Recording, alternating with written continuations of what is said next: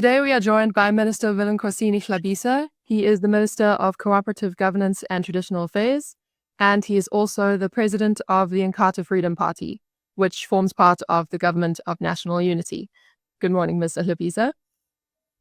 Good morning, Kimberly, and everyone who will be listening to this interview. Yeah. Okay, so the IFP is celebrating a key milestone this year, which is its 50th anniversary.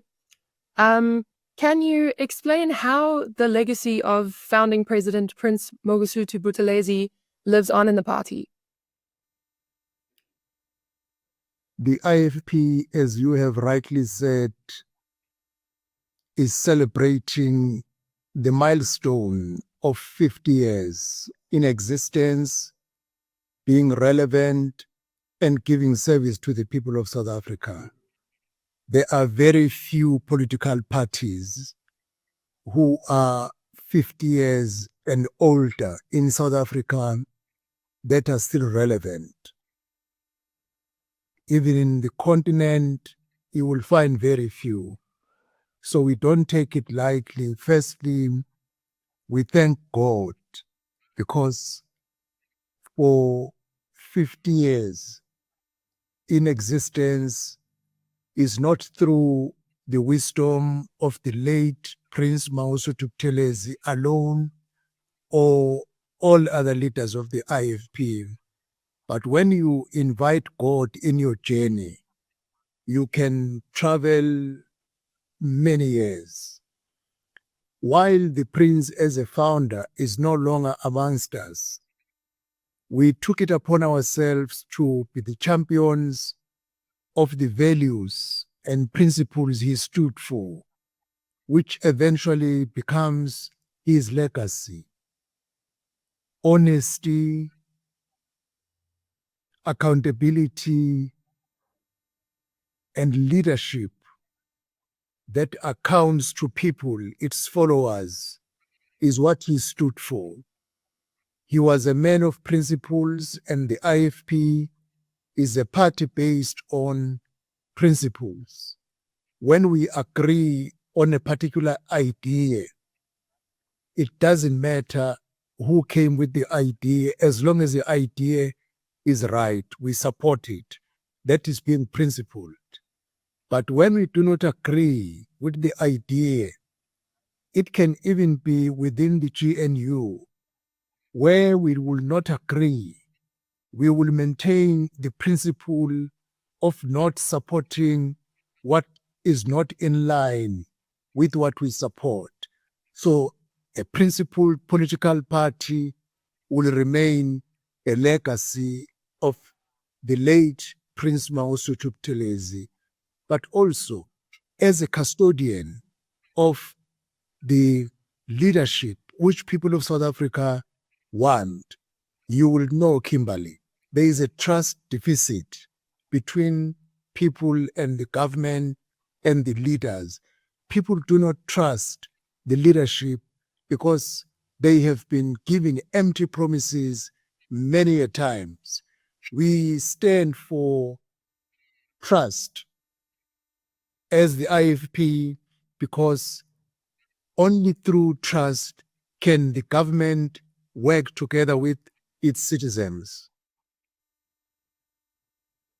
Yeah, absolutely. And you touched a little bit on the IFP's values and principles. Can you maybe explain more the unique role that the IFP plays in the current South African political landscape?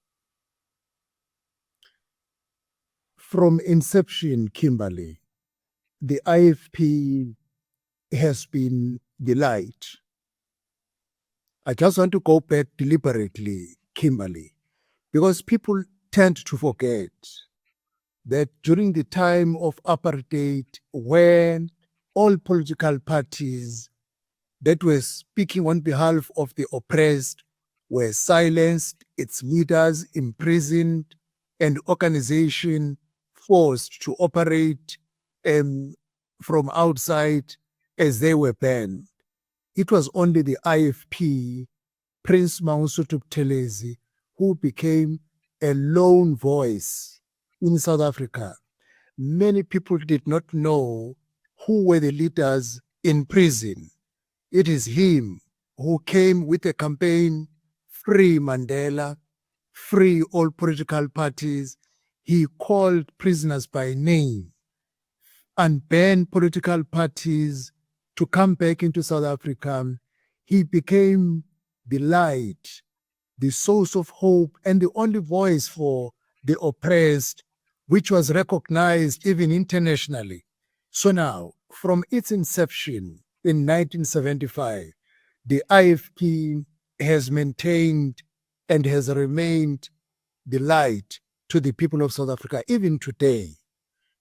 When South Africa is facing complex challenges from unemployment, from crime, from a number of diseases affecting our people, the IFP always rise up as the source of hope for the people of South Africa. And that is why even in the GNU, we said we do not want to stand outside and become armchair critics. We want to get into government and become the voice of the people inside government. Where there is corruption, we shout out corruption. Where the government must stand up to protect the vulnerable, women and children, we will add our voice. If we have to go alone, we will make a clarion call alone as the IFP that the most vulnerable must be protected.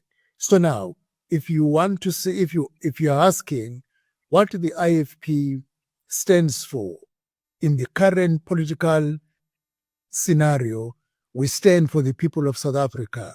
We stand for the good to transpire and to be promoted. We stand for honest leadership. We stand for trust between government and the people. Okay. Yeah.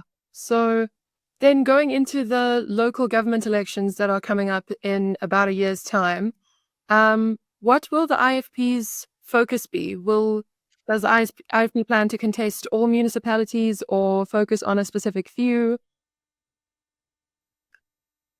The IFP, whenever there are elections, Kimberly, we enter elections on a national scale in the 9 provinces because we are a party that operates at a national level. So we will be contesting elections in all 9 provinces in the upcoming local government elections. And by the way, Kimberly, I hope you know, the people who came with the idea that in South Africa there must be a third sphere of government, local government, is the IFP. That is the undisputed fact. Well, some people might not know it. Even the existence of the provinces. Other political parties at CODESA, they wanted a unitary state with one government. And the IFP said, no, that will not be sufficient and efficient for our people because a unitary state with one government at the top, it will be far from people. But the governments that will be closer to our people is the local government and the provincial government. So now we carry that responsibility to ensure that local government throughout South Africa does not just become a government by name, but it must be a government that delivers to its mandate in serving the people of South Africa. Yeah. And speaking of local government and the municipalities, as COGTA minister, do you believe that the current municipal system of governance is working effectively? And what reforms do you think would possibly make it more effective? Kimberly, the current local government system is not working effectively. it is working, but not effectively. That is why, as you will know, I am currently, as the Minister of Culture, championing reforms under white paper review in local government. And we are going to conclude this process in March next year. These reforms will have far-reaching steps. One, it will talk to the funding model.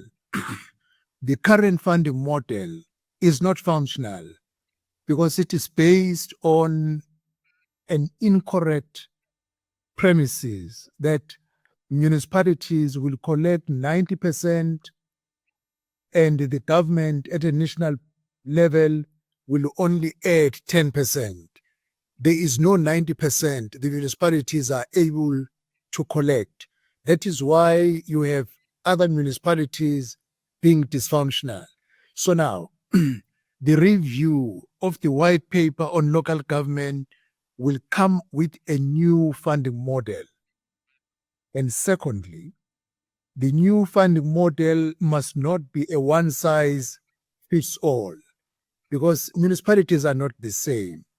There are municipalities that are well to do, they have a sufficient revenue base to collect. There are municipalities that have no revenue base to collect. So now, a one size fit all in terms of the funding model will not work. We will propose that there should be a system that takes into account the peculiarity of municipalities, and there will be a thorough study and categorization of municipalities accordingly. And thirdly, it might mean that some municipalities must cease to exist. If they are not viable, there is no point why you must keep them. Instead, amalgamate them so that you form viable municipalities that will be meaningful and able to deliver services to people. And fourthly, these reforms must come up with some recommendations in terms of the competencies of the mayors, deputy mayors, speakers, and EXCO members. Because these people, you entrust them to run huge sums of money.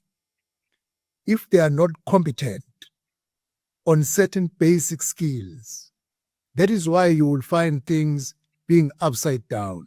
So now our political leadership must have certain competencies so that they can meaningfully run the local government as the closest sphere of government to our people. And fifthly, the employment of officials must be based on professionalization. People must be employed on the basis of being fit for purpose. It must be a skills-based or merit-based employment. And swift actions must be taken against politicization of staff because that is what makes municipalities fail to operate or function effectively.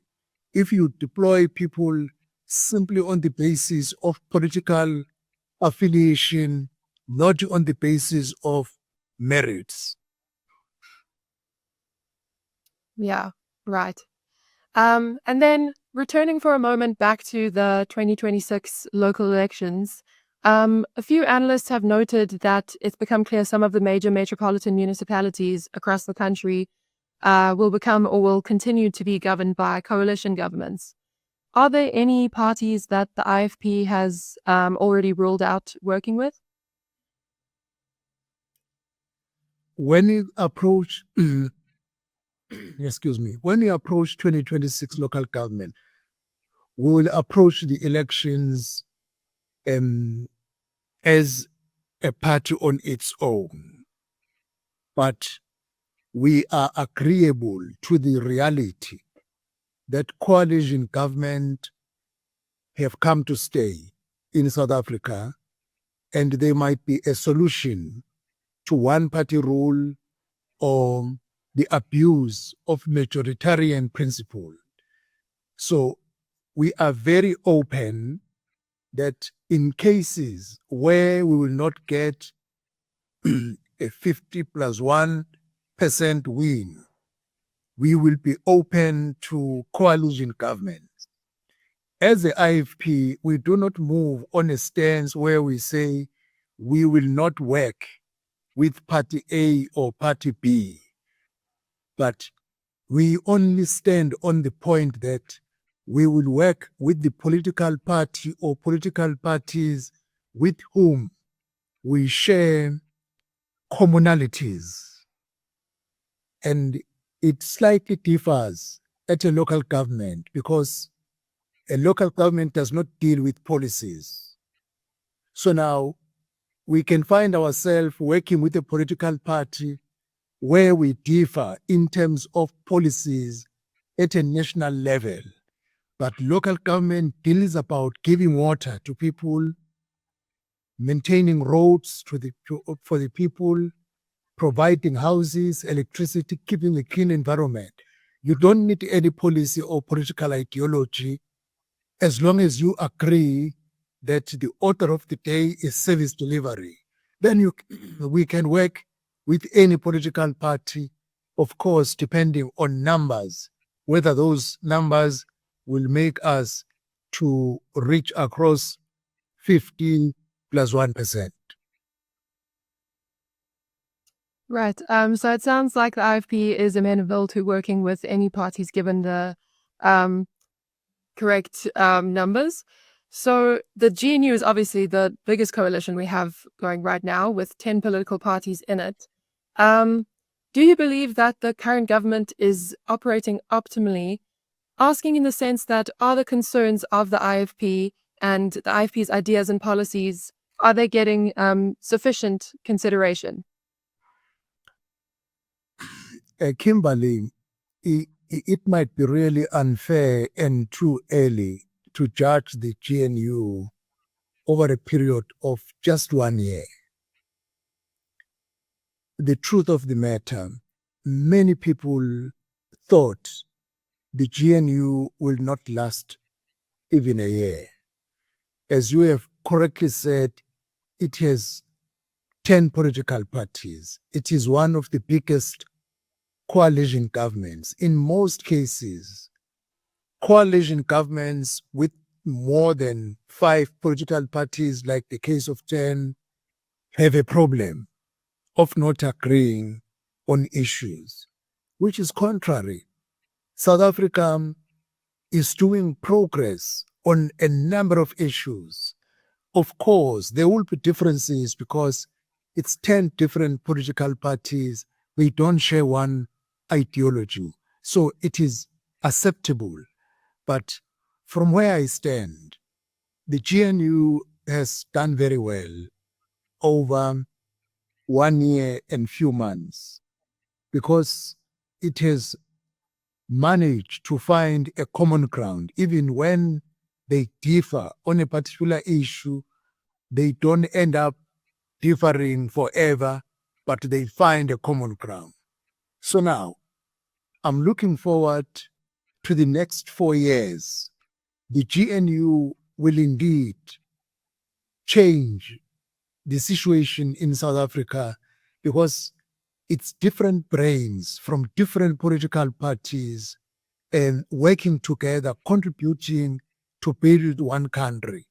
You know, if you belong to one political party, you always miss the blind spot because you are one political party. But 10 different political parties, there is no way of missing the blind spot because we are watching each other and we keep each other awake. And what is good, there is a competition amongst ministers. And the competition amongst ministers, when they want to demonstrate that my political party is able to do things better, in that context of that competition, people become the most beneficiaries because that competition accelerate service delivery to people of South Africa. Our views are well presented in the GNU. As I am responsible for Cooperative, one of our main constituency is traditional leaders, and we are given an opportunity to champion their agenda, because Cooperative is a combination of cooperative governance and traditional affairs, and the programs and the activities that are underway are addressing one of our constituencies. And you will remember, if you can look at our manifesto, we spoke about the issue of spaza shops, taking the economy in our townships back to the South Africans and reclaiming it from the foreign nationals. Fortunately, the issue of spaza shop became a major issue and happened to be in the Cooperative department, and it was speaking directly to our manifesto. So now, even if you look at the issue of the foreign nationals, our manifesto is clear that the foreign nationals should be sent back to their respective countries if they are not in South Africa on the basis of specialized skill. The GNU has a view that the foreign nationals who are not scarce skills really shouldn't be in South Africa. And it's going to be a matter of time that we resolve this matter. And one of our ministers is serving under Department of Transport. We believed as a party in our manifesto that the infrastructure in terms of roads should make life easy for our people, and he is upholding that portfolio as a deputy minister. And the professionalization of staff.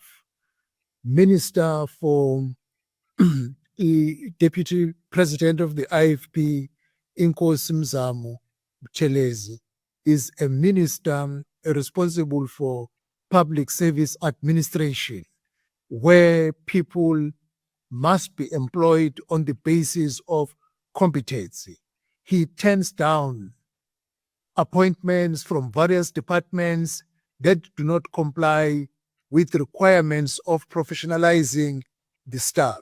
It was one of our points in our manifesto that we wanted to professionalize the civil service, and he is championing such, and the GNU is expressing our views. And in our manifesto, we spoke about preserving nature.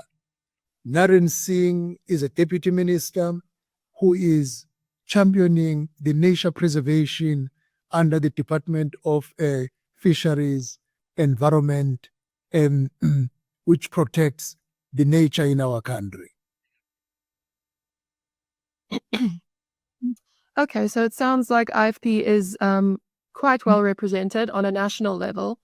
Looking in a provincial level, in KwaZulu-Natal, the IFP currently has a premier there, Tamin Tuli, and several NECs, as well as an MEC in Gauteng. Can you assess the state of IFP governance at a provincial level? What progress have you seen in the past year? Over a period of a year, the IFP has done excellently well in KwaZulu-Natal. It's visible amongst people, and if you open the radio, or you read the newspaper, or you watch the television, it won't lapse 3 days lapse without seeing the IFP in action, and this being broadcasted at a national level. All the departments, almost on daily basis, if not daily, on the second day, you will see an activity on the ground. Crime is being addressed head on. The foreign nationals, I'm sure Kimberly you follow, the premier is tackling the issue of foreign nationals which deprive people of South Africa job opportunities at a very high level. and all other ministries, ATIA, the ministry responsible for the economic development, the ministry for agriculture, and the ministry for COPTA in the province. The IFP is doing extremely well. Really, I'm very satisfied as a leader of the party in terms of how are we keeping the commitments we made, because people will judge us on the basis of the promises we made. But so far, all is good. Okay, great. Now I'm going to ask you a bit more of a personal question. I think the public in South Africa don't really know what the job of a minister actually looks like. Would you be able to share with me what a regular day in your life as a government minister looks like, what your schedule is? People of South Africa have an idea which is necessarily not correct. They think to be a minister is a nice thing, and sometimes you will hear them saying ministers enjoy blue lights. But I must be honest, Kimberly, a life of a minister is a very difficult life. You see, we work back on back. Traveling is killing. Like, for instance, myself, almost every day or not every second day, I must be on the road, because issues of disaster, when disaster strike, I must be on the ground. If challenges or crises occur in municipalities, we must be on the ground. And beside being on the ground, you need to sit in cabinet meetings, cabinet committees and cabinet meetings, and also you still have to sit in the National Assembly. Reading is killing. You know, when I arrive in Cape Town, I know when I get into the back seat, there is a pile of files which I must read. You arrive around 9 or 10 o'clock evening, and these files will take you about 3 to 4 hours to go through, and then you must be up and ready to go to the meeting the following day. If you did not read them, you won't follow what is being discussed in the meeting. You will support what you did not go through. And sometimes you find an affidavit with 200 pages. You dare not sign an affidavit having not read it from first page to the last page. Even if the advisors can say we read it, even if the DGs can say we read it, when you put in your signature on the affidavit, you must have read it from first page to the last page. In most cases, affidavits come on a short notice. They don't give you a luxury of time to read and rest and see the following day. And as I said, I don't want to use words that are not proper, but lives of ministers, deputy ministers, is not it's not a good life, but it's a life of serving people. You know, it's like a soldier. I've come now to understand life that I'm leading is like a soldier. You know, a soldier sacrifices most his or her family. Sometimes they are posted away from families for months, not being able to see their families. Similar. Sometimes you have one day to pass through your family, but when I was a member of the provincial legislature in KwaZulu-Natal, life was easy. I could be with my family almost every day, and I could champion my political programs with ease. Now I need to juggle between being a minister and the president of a political party, because if I forget that I have a party that I'm leading, I will only wake up towards election and the party is no longer there. So now, in a life of a minister is a life of a servant that renders service to the nation on a back-to-back basis. You see, I'm in Pretoria. I need to catch a first flight in the morning to Cape Town. When you take a first flight in the morning, you must be up at 3 o'clock so that you are at airport an hour before departure. It's hectic. Sometimes you must take a first flight to Cape Town and take the last flight back to Pretoria. And the following day, you must be in a meeting. And when you arrive in Pretoria, in the car, you will find a pile of files for the following day tomorrow. Every time when I get into the car, I look at the other seat, at the back seat, how high is the pile of the files, and then I start to imagine that, oh yes, I will sleep around 3 o'clock in the morning because I can see it's just a pile of files that I must go through for the following day. There is no free day for ministers. And members of parliament, there is a recess. We don't have a recess. As ministers, we are at work every day. Yeah, wow, that sounds like an incredibly difficult and time-consuming job. And with all of that in mind, Minister, thank you so much for your time this morning.